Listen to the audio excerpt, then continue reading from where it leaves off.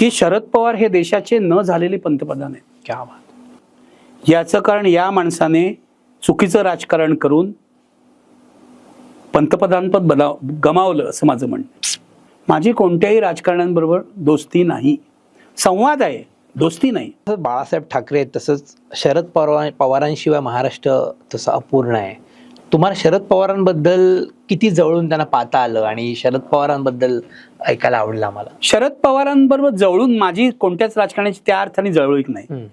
याचं कारण मी कायम हे मानलेलं आहे आणि माझे पत्रकारितेतले गुरु म्हणू नका, पण ज्यांना मी चांगले संपादक मानतो असे काही लोक आहेत. त्याच्यामध्ये एक विनोद मेहता आहेत. विनोद मेहता संडे ऑब्झर्व्हरचे संपादक होते, नंतर दिल्लीमध्ये पायोनियरचे संपादक, आउटलुकचे संपादक होते. यांचं एक वाक्य आहे की जो चांगला पत्रकार असेल ना तो राजकारणीच नाही तर आपल्या सर्व विषयांबरोबर एक अंतर बाळगेल. क्या बात. माझी कोणत्याही राजकारण्यांबरोबर दोस्ती नाही, संवाद आहे, दोस्ती नाही. राज ठाकरेंबरोबर माझा संवाद आहे चांगला. उद्धव ठाकरे कोणाशीच संवाद करत नाहीत. ज्यांना पाहिजे तेव्हा ते करतात, तसे ते माझ्याशी करतात. माझी मैत्री नाही, मी मैत्री होऊ दिलेली नाही. आणि मी या राजकारणापासून 4 हात दूर राहिल्यामुळे ना मला मनशांती लाभली आहे बघा. मी बोलू शकतो बरोबर लांबून आणि मी ग्रेट बीटमध्ये कमीत कमी राजकारण्यांच्या मुलाखती घेतल्या आहे, लक्षात ठेवा. पण शरद पवारांबद्दल तुम्हाला सांगतो, मला शरद पवारांबद्दल विलक्षण आदर आहे, पण मी त्यांचा प्रखर टीकाकार आहे.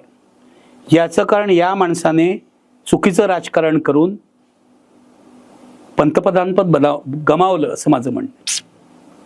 शरद पवारांनी खूप चांगली कामं केली. शेती मंत्री म्हणून त्यांनी खूप चांगलं काम केलेलं आहे.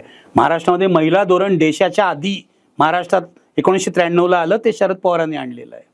आज जे तुम्हाला दिसत आहेत ना महिला लष्करामध्ये, आज बघा फोटो आलाय त्या एनडीएच्या पहिली बॅच आली महिलांची. हे शरद पवारांनी संरक्षण मंत्री असताना केलेलं आहे की महिलांना पण आर्मीमध्ये घेतलं पाहिजे. नामविस्तार केला मराठवाडा विद्यापीठाचा. खूप चांगली कामं शरद पवारांनी केलेली आहे आणि मी असं मानतो की शरद पवारांची क्षमता असलेला दुसरा नेता महाराष्ट्रात नाही. मी स्वतः बघितलेलं आहे काय शरद पवारांची क्षमता, त्यांची डिसिजन मेकिंग पॉवर जी आहे, 2-4 प्रसंगात मी स्वतः बघितलेली आहे. शरद पवारांवर मी खूप टीकाही केलेली आहे भाई ठाकूरच्या आणि हितेंद्र ठाकूरच्या आणि पप्पू कलानीच्या प्रकरणामध्ये. तेव्हा ते माझ्यावर चिडले असतील, पण ते कधीही तुमच्याशी वाईट वागत नाहीत, ते सभ्यपणेच वागतात. शरद पवारांचं वाचन असलेला माणूस आज महाराष्ट्राच्या राजकारणात नाही असं मला वाटतं. आधी यशवंतराव होते, नंतर इतर अनेक असतील, पण शरद पवार सतत वाचत असतात. एकदा मला त्यांनी प्रश्न विचारला होता दिल्लीला, काहीतरी विषय निघाला, आम्ही मुलाखत संपून बसलो होतो. अजित काय वाचतो का हो मला विचारतायत, अजित त्यांचा पुतण्या. तर मी हसलो, मी म्हटलं सर मी काय सांगणार तुम्हाला, अजितदादा वाचतात की नाही हे त्यांच्या वागणुकीवरून कळतं ना. वाचले असते तर असे वागले नसते.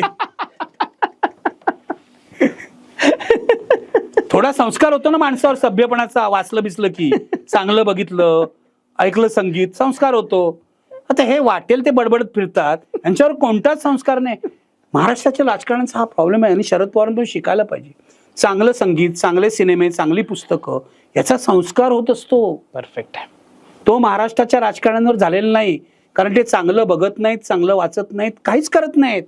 प्रॉब्लेम हा आहे महाराष्ट्राचा आज, ते फक्त पैसे खातात. तर शरद पवारांमध्ये फरक हा आहे की शरद पवार हे महाराष्ट्रातले माझ्या मते कदाचित शेवटचे सुसंस्कृत राजकारणी असतील, खरं, ज्यांना महाराष्ट्राच्या प्रश्नाची जाण आहे.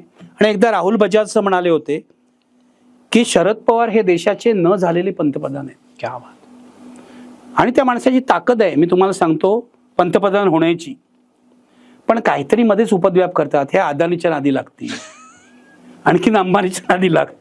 उद्योगपती आणि त्यांची मैत्री खूप आहे, खूपच आहे. जेव्हा ते पंतप्रधान पदाच्या शर्यतीत होते नरसिंह राव बरोबर, तेव्हा अनेक उद्योगपती थैल्या घेऊन गेले होते दिल्लीला. हे बातम्याही छापलेल्या आहेत, तुम्ही काढून बघा तेव्हाची वर्तमानपत्र. तर मुद्दा असा आहे की त्यांचे सहकारी जे असतात ना ते पण गडबड असते. पहिल्यांदा बघा कोणी तो सुरेश कलमाडी एक सहकारी त्यांचा, असे एक त्यांचे सहकारी जे त्यांना खड्ड्यातच घालतील. नंतर अजित पवारवर जास्त विश्वास ठेवला, त्यांनी खड्ड्यात टाकलं. पण अजूनही 84 वर्षी, म्हणजे मला कधी कधी वाटतं आज मी 67 वर्षाचा आहे, शरद पवार 84 वर्षाचे आहेत. ही प्रेरणा, त्यांची एनर्जी आहे ना, ही प्रेरणा घेण्याची गोष्ट आहे. खरंय. मी बघितलं, त्यांच्या हस्ते मला पुरस्कार दिला साताऱ्याला लक्ष्मण मानेंच्या संस्थेमध्ये. दिवसभर ते काम करत होते. हो. आपण थकतो, हा 84 वर्षाचा माणूस थकतच नाही. आणि कॅन्सरवर ज्या पद्धतीने त्यांनी मात केलेली आहे, कमाल आहे यार, ह्या माणसाची जिद्द कमाल आहे. शरद पवारांकडून शिकण्यासारख्या खूप गोष्टी आहेत, पण शरद पवारांकडून न घेण्यासारख्या सुद्धा खूप गोष्टी आहेत, हे लक्षात घ्या. शरद पवार मला असं वाटतं की कर्तृत्ववान आहेत महाराष्ट्राचे नेते, पण त्यांचं राजकारण काही काही बाबतीत चुकलेलं आहे असं माझं मत आहे. ठीक आहे सर, आतापर्यंत आपण भूतकाळाबद्दल बोललो, वर्तमानाबद्दल बोललो, पण मला तुमच्याकडनं अत्यंत महत्त्वाचा विषय आहे तो म्हणजे येणारं भविष्य. कारण की तुम्ही एवढ्या लोकांना आयुष्यात बघितलंय, म्हणजे मग सगळ्या क्षेत्रात, साहित्य, क्रीडा असेल, राजकारण असेल. पण मला तुम्हाला असं विचारायचं, येणाऱ्या काळात, म्हणजे येणारा आज 20 वर्ष 25 वर्षाचा काळ आहे पुढचा, तो टेक्नॉलॉजीचा काळ असणार आहे. आणि तुम्ही म्हणाल्याप्रमाणे आता काय महाराष्ट्राची परिस्थिती फोडाफोडीची ज्या पद्धतीने चालू आहे, पण असे कुठला नेता किंवा असं व्यक्तिमत्व तुमच्या दृष्टिक्षेपात तरी आहे का, की ज्याला आपण ग्रूम केलं, ज्यांनी लोकांनी त्याच्याकडे लक्ष दिलं, तर तो एक चांगला राजकारणी किंवा एखादा चांगला माणूस एक लेवलला जाऊ शकतो? कारण की तरुण मुलांना आता धर्म आणि जातीच्या पलीकडे आलेत. ते आलेत का?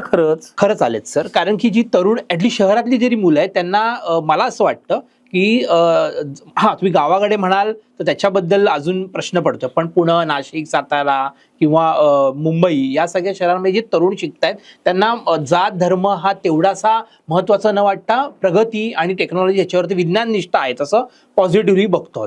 पण तुम्हाला असं वाटतं का कोणी असा नेता जो देश पातळीवर असेल किंवा महाराष्ट्र पातळीवर असेल, जो एक पिढी एक स्टेप वर काम करेल, काहीतरी वेगळ्या पद्धतीने विजनरी वाटतो का, किंवा दृष्टिक्षेपात आहे का?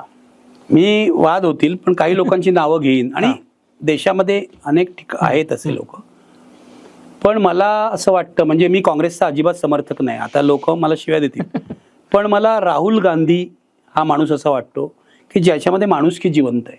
ओके. आणि आता त्यांचं राजकारण हे सगळं त्या काय म्हणतात पॅलेशियल पॉलिटिक्स आहे वगैरे, हे आक्षेप आहेत, पण त्याला भविष्याची म्हणजे वर्तमानाची जाण आहे आणि भविष्याचा वेध जो घेऊ शकतो. ओके. आता असं आहे की तो निवडून म्हणजे काँग्रेसवाले निवडून येत नाहीत, आता हा वेगळाच प्रॉब्लेम आहे, त्याच्याविषयी आपण बोलत नाही. पण तुम्ही ज्याला विजन आहे असा नेता मला विचारतायत, तर एक राहुल गांधी होऊ शकतात, आहे असं नाही, होऊ शकतात. दुसरं मला अपेक्षा आदित्य ठाकरेकडून आहेत बघा. ओके. मला उद्धव ठाकरेंकडून काही अपेक्षा नाहीत, हे पण मी सांगतो. आदित्य ज्या पद्धतीने गेल्या 10-12 वर्षात तयार झालेला आहे, आणि तो प्रत्येक, आजही बघा त्याचं ट्विटर अकाउंट जाऊन बघा, प्रत्येक प्रश्नाचा खोलात जाऊन अभ्यास करतो. आता ते शिवसेने सगळ्या रगाड्यात हे टिकेल का मला माहित नाही, पण आदित्यमध्ये पोटेन्शियल आहे असं मला वाटतं. ओके. तो मुंबईच्या प्रश्नाचा अभ्यास करतोय.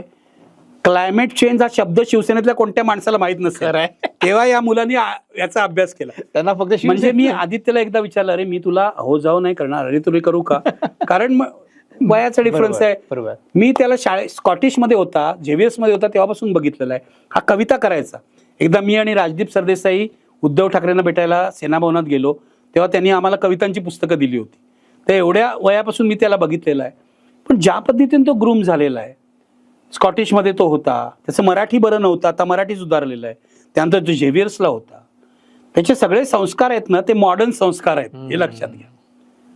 तेव्हा मला असं वाटतं की शिवसेनेचं स्वरूप जर त्यांनी बदललं आणि नवीन फळी तयार केली, तर तो आधुनिक काळात शिवसेनेला पुढे घेऊन जाऊ शकेल.